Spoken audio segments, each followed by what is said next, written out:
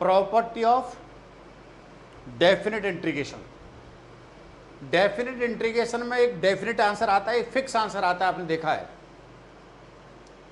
अब इसकी प्रॉपर्टी समझ लें, उनका क्या यूज होगा ये भी समझ लें। पहली जो प्रॉपर्टी है वो ये है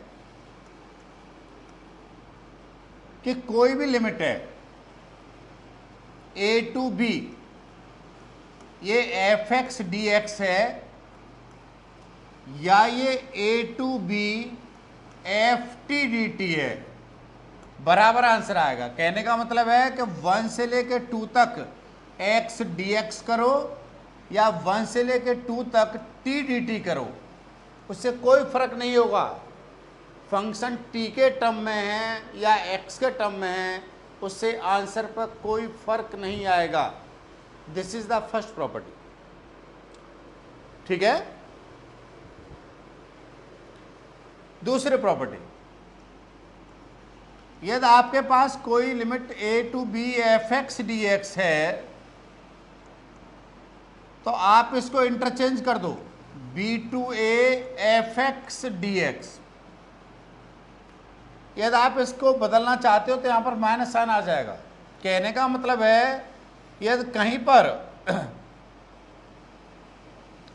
मान लेता हूं आपने 2 to 1 लिखा x dx या एक्स स्क्वायर डी एक्स, कुछ भी लिखा, फंक्शन लिखा, आप -1 to 2 x square D x कह सकते हो।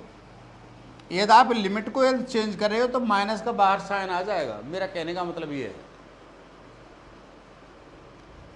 हाँ जी, इनका यूज होगा, इसलिए बहुत सावधानी से इन सॉफ्टवेयर को दिमाग में प्रॉपर तरीके से अपलोड करते रहिएगा। ये दिमाग में प्रॉपर अपलोड नहीं हुआ सॉफ्टवेयर तो आउटपुट नहीं निकलेगा। ठीक है, फाइल रन नहीं हो पाएगी। तीसरी प्रॉपर्टी, यदि आपके पास a to c f x d x है,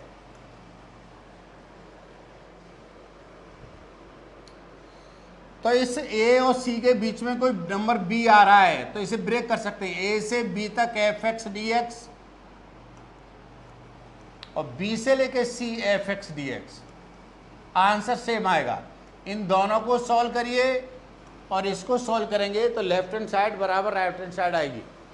फॉर एग्जांपल, मैं यहां पर 1 से लेकर 3 तक x dx को सॉल्व करूं, या मैं 1 से लेकर 2 तक x dx, फिर 2 से 3 तक x dx को सॉल्व करूं। इन दोनों के आंसर निकालूं या इसका सीधा आंसर निकालूं, दोनों बराबर आएंगे।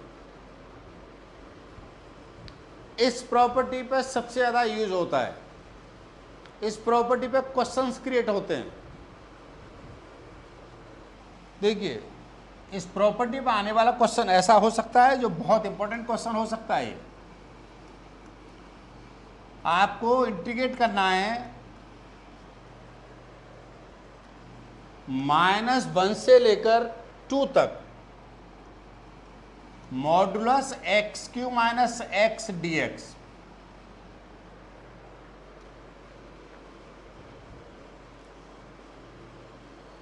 जितने भी मॉडुलस फंक्शन आएंगे जिनमें इस तरह से मॉड का साइन लग रहा होगा, तब तक आप इनको इंटीग्रेट नहीं कर सकते। ये फंक्शन ब्रेक करे जाएंगे, ये फंक्शन बिना मॉड के लिखे जाएंगे तब इंटीग्रेट होंगे। आप ये समझ लें, ठीक है ना। अब ये बिना मॉड के कैसे लिखे जाएंगे, कैसे ब्रेक होंगे, उसे करने का मतलब है कि कहाँ पर ब्रेक होंगे, लिमिट कहाँ पर ब्रेक होगी। इसका मतलब समझ लें पहले आप कि एक्स क्यू माइनस एक्स का मतलब क्या है। इसका मतलब है यहाँ पर एक्स की कुछ भी वैल्यू पुट करें, आउटपुट जो है वो कैसा आना चाहिए, पॉजिटिव आना चाहिए। मॉडुलस का मतलब है जैसे यदि यहाँ पर -3 आ गया तो इसका मतलब बाहर क्या है, ये +3 है। तो इसकी लिमिट ब्रेक कहाँ होगी सर, इस तरह के क्वेश्चनों की लिमिट ब्रेक कहाँ होगी, उसे देखने के लिए आप यहाँ पर जो अंदर दे रखा है उसे 0 के बराबर रखिए और यहाँ से x की वैल्यू निकालिए।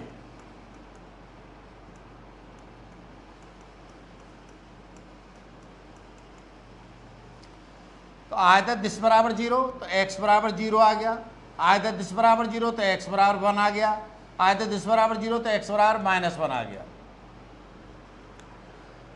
यहां पर x की 3 वैल्यू आई हैं। आपकी जो लिमिट है वो कहां से कहां तक है? -1 से लेकर 2 तक है। अब इसके बीच में ये जो नंबर है ना उनको लिखिए डिस्टेंडिंग ऑर्डर में, सॉरी असेंडिंग ऑर्डर में। -1 के बाद क्या आएगा? 0 आएगा, 0 के बाद क्या आएगा? 1 आएगा। तो ये जो लिमिट टूटेगी ना वो यहां से यहां तक, फिर यहां से यहां तक, फिर यहां से यहां तक, 3 जगह टूटेगी। दोबारा समझ लें कि लिमिट कहां पर ब्रेक होगी। इसे देखने के लिए जो मॉडुलस फंक्शन है उसे 0 के बराबर रखिए और वहां से x की वैल्यू निकालिए। जहां पर x की वैल्यू निकल रही है या जो x की वैल्यू निकल रही है उस पॉइंट पर लिमिट ब्रेक होगी। ठीक है, अब आप क्या हो जाएगा ये क्वेश्चन हो जाएगा -1 से 0। अब फंक्शन में बिना मॉड के लिखिए x³ - x dx plus 0 to 1 क्या लिखिए? x³ - x dx प्लस 1 से 2 x³ - x dx।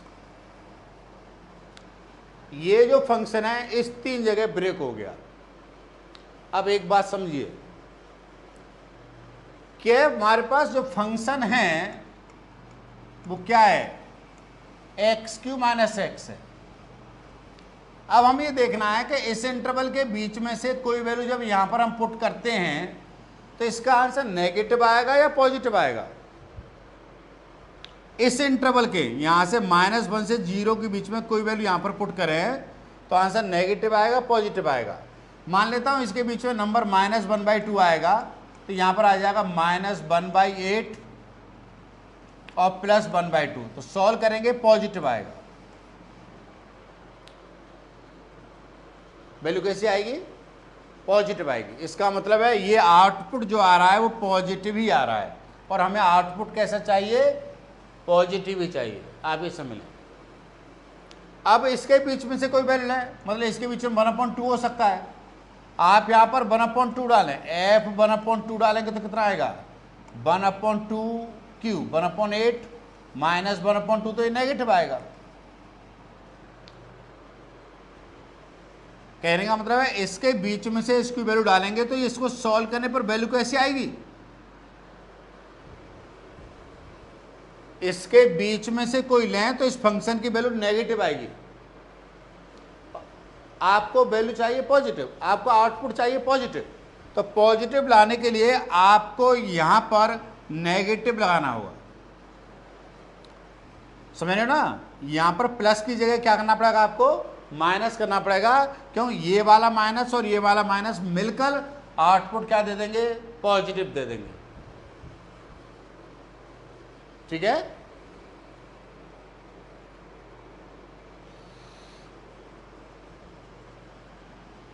1 और 2 के बीच में से कोई वैल्यू लेते हैं तो ये 3/2 आएगा। यहां पर f 3/2 पुट करेंगे तो कितना हो जाएगा? 3/2 तो 27/8 माइनस 3/2 ये 8 आएगा। ये 27 - 24 सॉरी 12 पॉजिटिव आएगा। ये वैल्यू कैसे आएगी? पॉजिटिव आएगी। तो कहने का मतलब है आपका जो क्वेश्चन आप बन गया वो क्या बन गया? -1 से 0 x³ - x dx minus 0 to 1 x³ - x dx plus 1 to 2 x³ - x dx। इस क्वेश्चन को पहले इस फॉर्म में ब्रेक करेंगे, बिना मॉडुलस के लिखेंगे।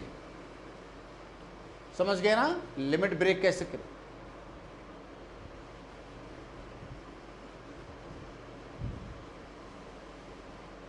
हाँ, तो आप यहाँ पर इंटरचेंज करने की जरूरत नहीं है, आप माइनस से कोई आवश्यकता नहीं उसको, उसे करने की कोई जरूरत ही नहीं है, ठीक है ना। अब आप इसको सॉल्व कर सकते हो। I इक्वल टू जो रहेगा इसको इंटीग्रेट करेंगे तो एक्स की power 4/4 minus x square upon 2 आएगा, ये 0 और ये -1 आएगा, माइनस एक्स की power 4/4 minus x square upon 2 आएगा, 0 और 1 आएगा, एक्स की power 4/4 minus x square upon 2 आएगा, 1 to 2 आएगा।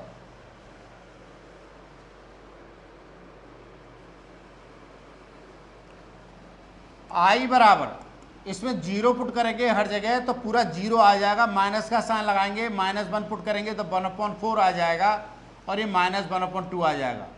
कहने का मतलब है इसको सॉल्व करने पर इतना आएगा। ये बात समझ आ रही है आपको?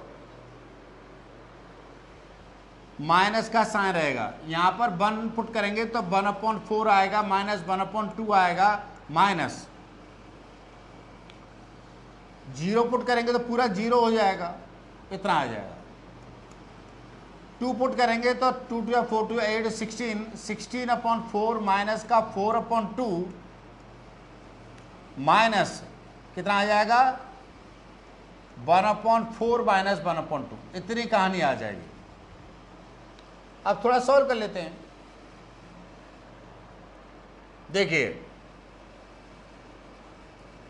ये जो वैल्यू आ रही है ये माइनस का 1/4 बचेगा, 1/4 माइनस 1/2 है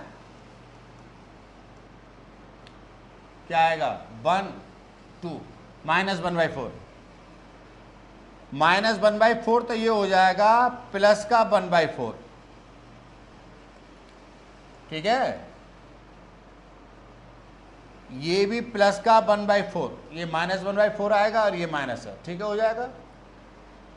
और प्लस ये कितना हो जाएगा, यहाँ पर एलसीएम आएगा 4, ये हो जाएगा 16 माइनस का 8/4 2 आ जाएगा। और ये प्लस का हो जाएगा 1/4 1/4 3/4 हो जाएगा, ये हो जाएगा 2 + 3/4, सॉल्व करने पर हो जाएगा 11/4। हाँ जी, तो देखो सबसे बड़ी जो प्रॉब्लम थी वो ये थी कि यहाँ पर जो ब्रेक करा गया वो ब्रेक कैसे करेगी, ठीक है। और ब्रेक करने के बाद इंटीग्रेशन करना तो एक अलग कहानी है, और इंटीग्रेशन करना तो शायद थोड़ा बहुत जानते हैं हम, इसलिए कर लेंगे, कोई बहुत बड़ी प्रॉब्लम नहीं आएगी। तो कहने का दूसरी प्रॉपर्टी, तीसरी प्रॉपर्टी क्या कहती है, तीसरी प्रॉपर्टी कहती है कि आप ब्रेक कर सकते हो सर, ठीक है ना। अब जरा देखें इसकी चौथी प्रॉपर्टी।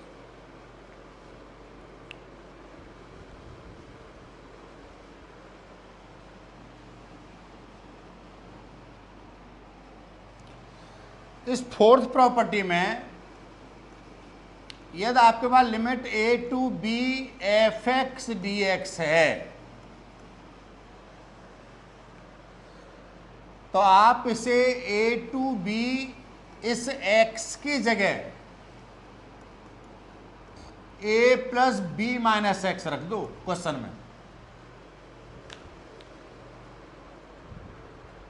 कहने का मतलब है a + b - x dx, इसका रिजल्ट और इसका रिजल्ट सेम आएगा।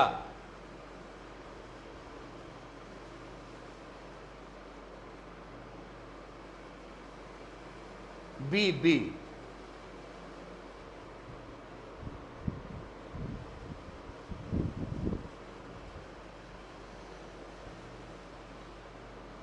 a to b f(x) dx, a to b f जो प्रॉपर्टी होगी a टू b, कहने का मतलब है ये जो x है वो रिप्लेस कर दिया जाएगा a + b - x, और इसका शॉर्ट फॉर्म ये है, यदि यहाँ 0 to a हो f(x) dx हो तो 0 और a को ऐड करेंगे तो a ही आएगा, तो 0 to a f a minus x d x,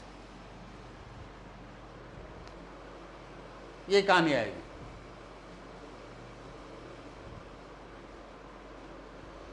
बात समझ आ गई ना? ठीक है, अब जरा इस बात को देखिए कि इस पर क्वेश्चन कैसे बनेंगे। क्वेश्चन आएगा जैसे आपसे कहा जाए कि आपसे सॉल्व करिए लिमिट को 0 to π/2 root sine x plus root cos x dx, इसको इंटीग्रेट करिए। तो ध्यान रखिए इसमें इस प्रॉपर्टी को अप्लाई करेंगे तो ज़्यादा अच्छा रहेगा कि यहाँ इन दोनों को ऐड करेंगे तो क्या होगा, 0 और π/2 को ऐड करेंगे तो क्या होगा, π/2 आएगा। तो आप x को रिप्लेस कर दो π/2 माइनस एक्स से, तो आपके पास क्या होगा, 0 to π/2 अंडर रूट, इसे x ये लिखूंगा मैं, sine π/2 minus x under root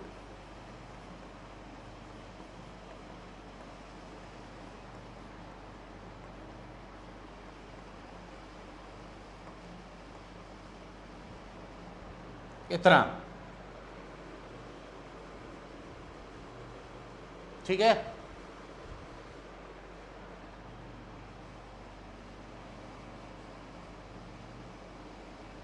अब देखो फायदा नुकसान देखेंगे क्या होगा।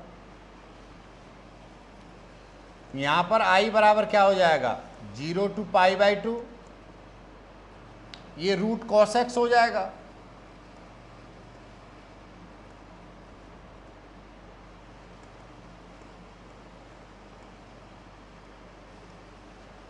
ये दूसरा रिजल्ट आ गया।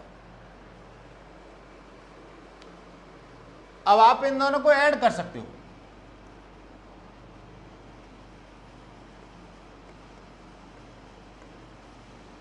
तो ये 2i बराबर, देखो इन दोनों में जो डिनोमिनेटर है वो सेम है,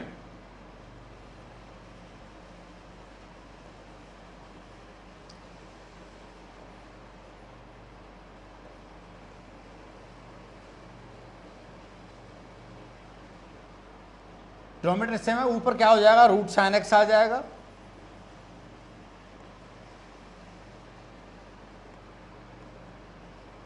ये आ जाएगा।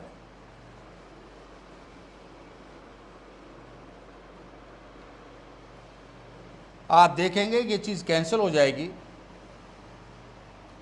और आपके पास यह रह जाएगा 2i बराबर 0 to π/2 1 dx, 2i बराबर x 0 to π/2, 2i बराबर π/2 आ जाएगा और i बराबर π/4 आ जाएगा।